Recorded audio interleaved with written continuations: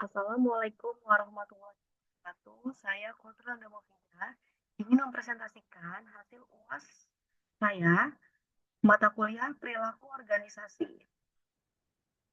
Bagaimana budaya organisasi dapat mempengaruhi kinerja karyawan? Budaya organisasi sangat mempengaruhi kinerja karyawan karena mencakup nilai-nilai, norma, kebiasaan, dan filosofi yang diterapkan dalam organisasi.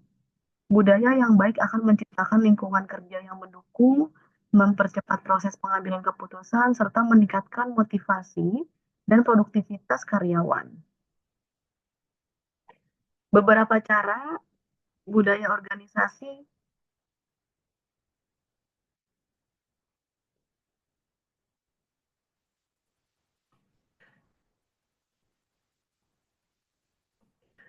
Beberapa cara budaya organisasi mempengaruhi kinerja karyawan, dilengkapi dengan contoh nyata dari perusahaan terkenal.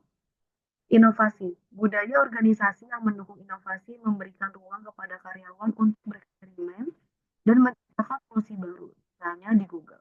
Perusahaan ini memiliki budaya yang sangat mendukung kreativitas dan inovasi.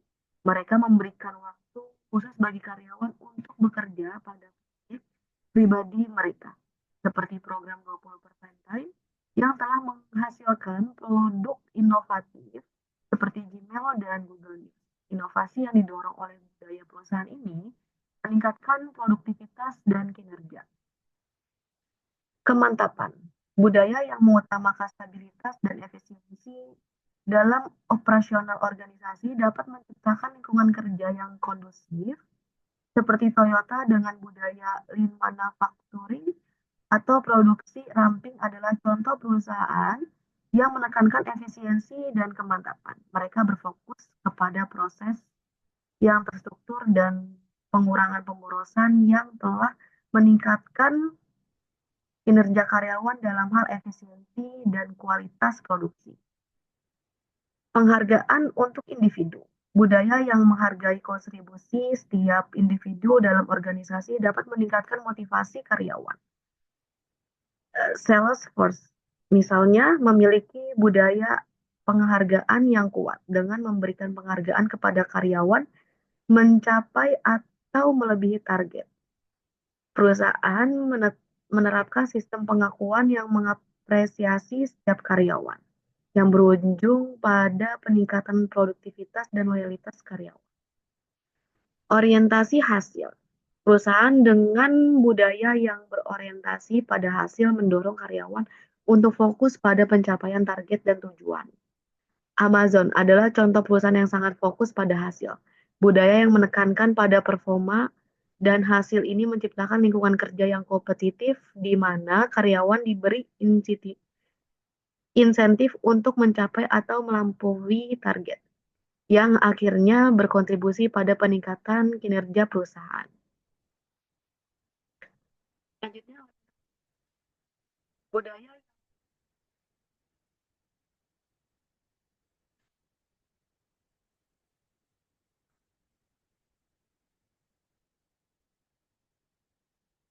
mulai dari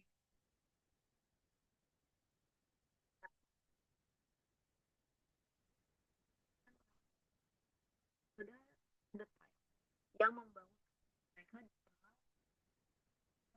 dan hal ini turut pada kinerja tinggi perusahaan. Orientasi perusahaan yang menekankan kerja tim dapat menciptakan lingkungan kolaboratif yang produktif. Zappos, retail, sepatu online dikenal pada kerja kerjasama dan mendukung satu sama lain yang mengarah pada peningkatan kinerja dan pelayanan pelanggan dan hasil penjualan.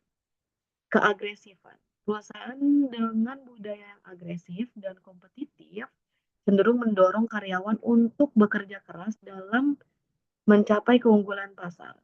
Nike adalah contoh perusahaan yang memiliki budaya agresif dalam memenangkan persaingan pasar. Nike naik tidak hanya mendorong karyawan untuk berinovasi, tetapi juga untuk berkompetisi dalam mencapai target dan meningkatkan penjualan. Hal ini memberikan dorongan besar bagi karyawan untuk berusaha lebih keras, yang mengarah pada peningkatan kinerja perusahaan. Argumen terkait peran kepemimpinan dalam membangun tim yang efektif. Kepemimpinan sosial dalam membangun tim yang efektif. Seseorang pemimpin tidak hanya bertanggung jawab atas pencapaian tujuan organisasi, tetapi juga memiliki bagaimana tim bekerja sama untuk mencapainya. Pemimpin yang baik dapat lingkungan yang kolaborasi, komunikasi yang jelas, serta memberikan motivasi untuk meningkatkan kinerja tim secara keseluruhan. Beberapa karakteristik pemimpin yang sukses dalam konteks ini adalah satu, kemampuan dan memengaruhi orang lain. Pemimpin yang sukses dapat memotivasi dan menginspirasi timnya untuk berkomitmen pada visi dan tujuan organisasi. Mereka tidak hanya memberi instruksi, tetapi juga mampu membangun hubungan yang baik dengan anggota tim, mendengarkan ide mereka, dan memberikan pengakuan terhadap kontribusi tiap individu. Kedua, transparansi dan kejujuran. Pemimpin yang transparan akan menciptakan rasa saling percaya. Karyawan atau anggota tim akan merasa lebih dihargai dan lebih terlibat dalam proses pengambilan keputusan apabila mereka merasa mendapatkan informasi yang jelas tentang tujuan dan tantangan organisasi. Satya Nadella, CEO Microsoft, menunjukkan bagaimana transparansi dalam komunikasi dapat meningkatkan keterlibatan tim dan memperkuat budaya perusahaan. Kemampuan untuk membangun keputusan yang tegas. Seseorang pemimpin yang sukses harus memiliki kemampuan untuk membangun keputusan yang cepat dan tegas, terutama dalam situasi yang penuh ketidakpastian. Keputusan yang cepat memberikan kejelasan arah bagi tim dan memungkinkan mereka untuk bergerak maju dengan percaya diri.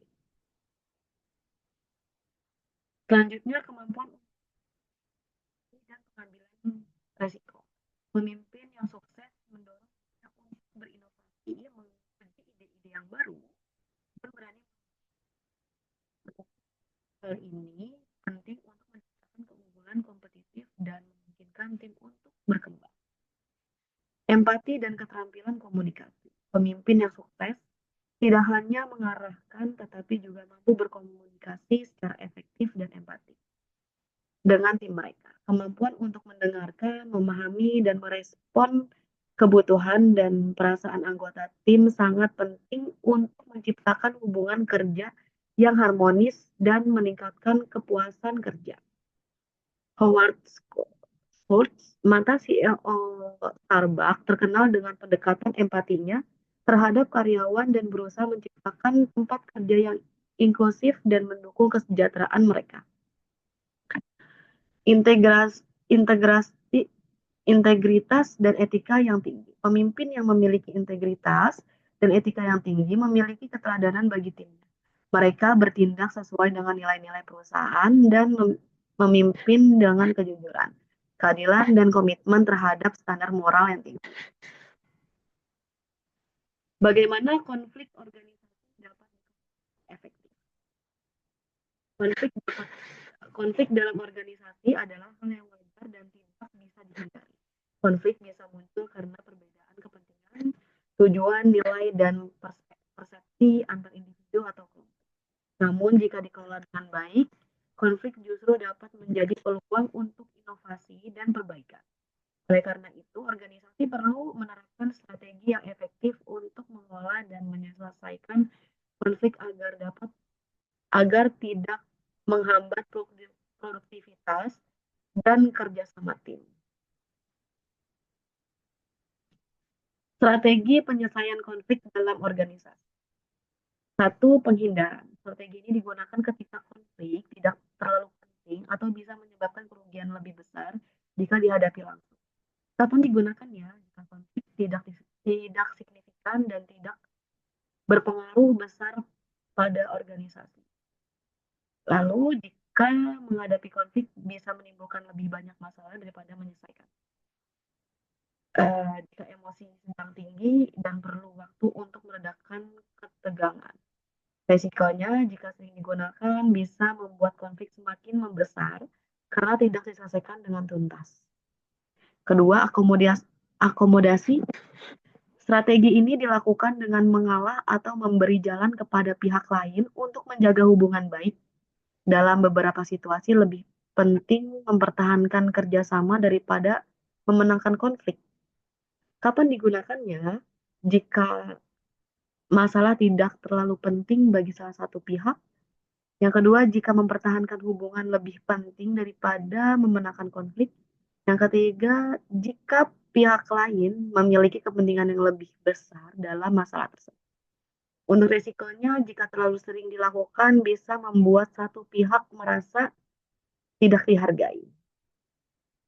3. Kompetisi.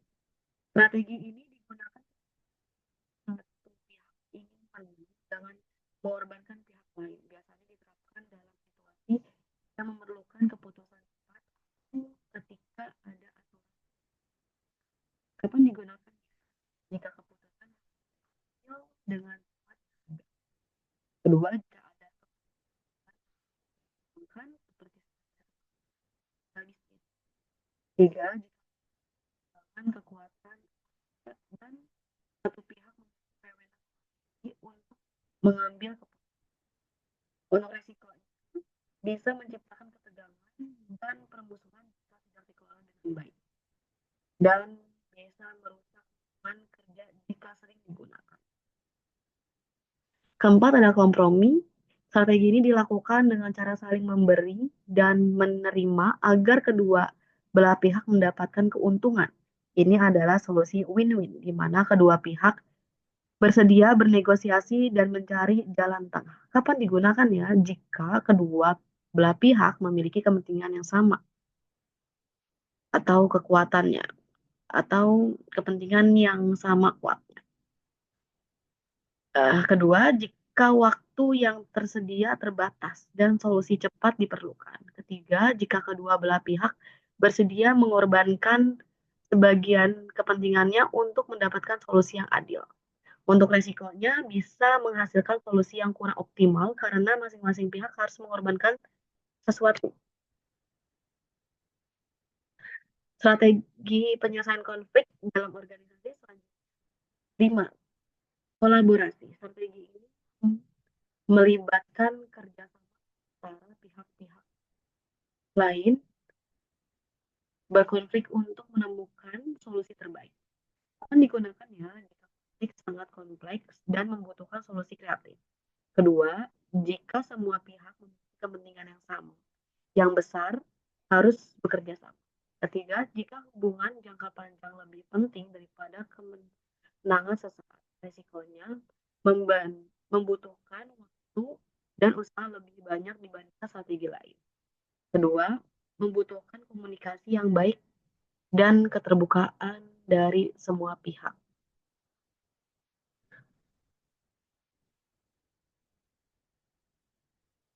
Langkah-langkah penyelesaian konflik dalam organisasi. Setelah memilih strategi yang tepat, organisasi dapat menyelesaikan konflik dengan langkah-langkah berikut ini. 1. Identifikasi dan definisikan konflik. Pahami apa yang menjadi akar masalah, siapa yang terlibat, dan bagaimana konflik tersebut mempengaruhi organisasi. 2. Pisahkan fakta dari opini untuk menghindari kesalahpahaman. Kedua, analisis situasi dan pilih strategi yang tepat. Tentukan apakah konflik perlu dihindari, dikompromi, atau diselesaikan dengan kolaborasi. Pilih strategi yang paling sesuai dengan kondisi organisasi dan pihak yang terlibat. 3.